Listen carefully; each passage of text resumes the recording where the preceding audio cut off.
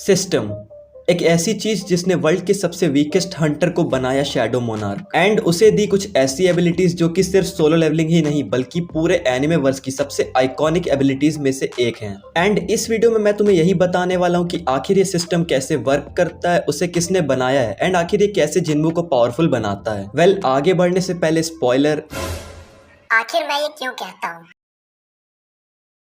तुम लोगों ने अब तक सोलो लेवलिंग मानवा का जूस बनाकर पी लिया होगा, तो बिना कुछ करे वीडियो को सीधे स्टार्ट करते हैं। अब ये तो तुम सबको पता है कि भाई आखिर ये सिस्टम काम कैसे करता है। जिन्वू को वो टास्क देता है, जिन्वू टास्क को कंप्लीट करता है एंड जिन्वू की पावर्स बढ़ती हैं। ये सारी बेसिक चीजें तो तुम लोग जानते ही होगे। अब सबसे पहले बात करते हैं इस सिस्टम के क्रिएशन के बारे में। तो ह्यूमन वर्ल्ड में डिसेंड करने के लिए मोनार्क और रूलर दोनों को ही ह्यूमन वेसल्स चाहिए थे एंड इसीलिए monarch as well as rulers दोनों ने ह्यूमन वेसल्स ढूंढना शुरू कर दिया। एंड जहां पर मैक्सिमम रूलर्स और मोनार्क्स को उनके ह्यूमन वेसल मिल गए, इनमें से कुछ इतने ज्यादा पावरफुल थे कि इनके लिए कोई ह्यूमन वेसल मिल ही नहीं पाया, जो थे मोनार्क ऑफ डिस्ट्रक्शन यानी कि आंत्रिस एंड शैडो मोनार्क यानी कि ऐशबॉर्न। अब क्योंकि शैडो मोनार्क को अपना वेसल मिल नहीं रहा था, इसीलिए यहाँ पर एंट्री होती है कांदियारू की। एंड कांदियारू और कोई नहीं बल्कि हमारा आर्किटेक्ट ही है, ये उसका ओरिजिनल नेम था। अब अगर तुम लोग सोच रहे हो कि तुम लोगों ने ये नाम पहले भी कहीं सुना है, तो कांग्रेचुलेशंस, तुम लोग बिल्कुल सही हो। वेल, जब जिन्वू का secret quest courage of the week complete होता है तो उसे एक गिफ्ट मिलता है from the great spell caster Kandiaru, जो कि होता है कांदियारूस ब्लेसिंग्स।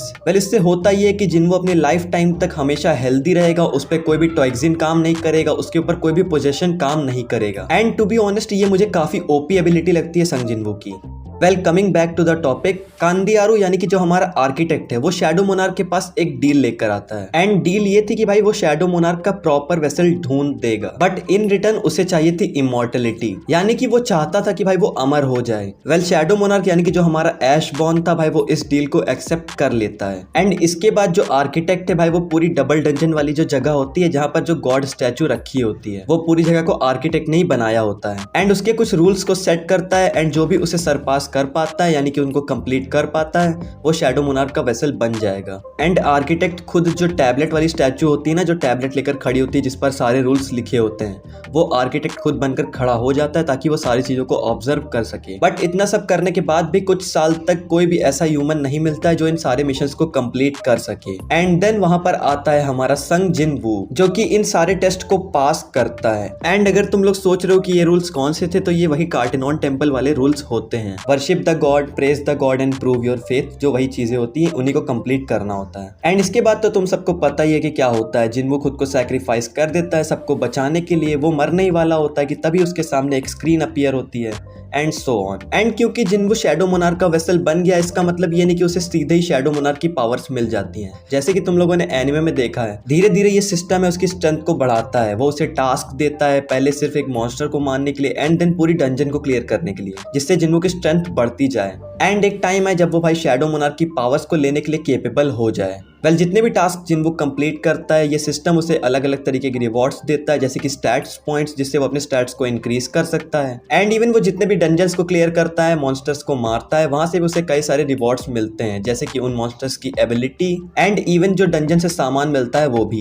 एंड ऐसे करते करते जिन्वू रेड गेट को क्लियर करता है, वो डीमंस कासल को पूरी तरीके से कंप्लीट करता है, जिन पे मैं किसी सेपरेट वीडियो में बात करूंगा। एंड इस तरह से लेवल अप होते होते जिन्वू अराउंड 100 लेवल पर पहुंच जाता है, मुझे जितना याद है। तुम लोग मुझे कमेंट सेक्शन में बताना। एंड देन उसे वापस से वही कार्टेनॉन टेम्पल से एक मैसेज आता है सिस्टम में, जिसके बाद जिन्वू वहां पर वापस से जाता है ये सोचकर कि भाई उसे इस पूरे सिस्टम एंड जितनी भी चीजें हैं उनका राज पता चल जाएगा। एंड जब जिन्वू वहां पर वापस जाता है तो भाई वो सारी स्टैचूज को डिस्ट्रॉय कर देता है, including the god statue. And then भाई वो टैबलेट वाली जो स्टैचू होती है, जो कि आर्किटेक्ट होता है, उसके सामने जाके खड़ा हो जाता है। एंड देन आर्किटेक्ट जिन्वू के सामने आता है, जो कि उसका एक फाइनल टेस्ट लेता है। एंड इस टेस्ट में जिन्वू को आर्किटेक्ट को हराना होता है 10 मिनट के अंदर without using any abilities. Well, पहले तो जिन्वू थोड़ा स्ट्रगल करता है, but at the and around 2 minute का मार्क बच जाता है स्क्रीन पर एंड जिन्वू आर्किटेक्ट को हरा देता है। एंड यहाँ पर और सारी भी चीजें होती हैं इन दोनों के फाइट के बीच में, जिसे मैं अगर इस वीडियो में कवर करूंगा तो भाई वीडियो काफी ज्यादा लंबी हो जाएगी, तो इसे मैं किसी अलग वीडियो में ही कवर करूंगा। एंड सेकेंड चीज कि जिन्वू को ये सिस्टम पावर कैसे देता है। असल में ये जो पूरी पावर्स जो जिन्वू को मिलती है, ये शैडो मोनार्क मोनार्क की पावर्स होती हैं, जो कि एक साथ जिन्वू को देना इम्पॉसिबल है क्योंकि जिन्वू इतनी पावर को हैंडल नहीं कर पाएगा। इसीलिए आर्किटेक्ट ने एक ऐसा सिस्टम बनाया होता है जो धीरे धीरे शैडो मोनार्क की पावर्स जिन्वू को देता है। जैसा कि सीजन 1 के एंड में हम लोगों ने देखा था, जिन्वू को शैडो एक्सट्रैक्शन एबिलिटी मिल जाती है एंड सीजन 2 में जिन्वू को और भी ज्यादा पावर्स एंड एबिलिटीज मिलेंगी। अगली वीडियो में मैं इन सारी एबिलिटीज को कवर करने वाला हूं, तो उसके लिए चैनल को सब्सक्राइब कर लेना एंड अगर जानना है जिन्वू की शैडोज के बारे में तो इस वीडियो पर क्लिक करो।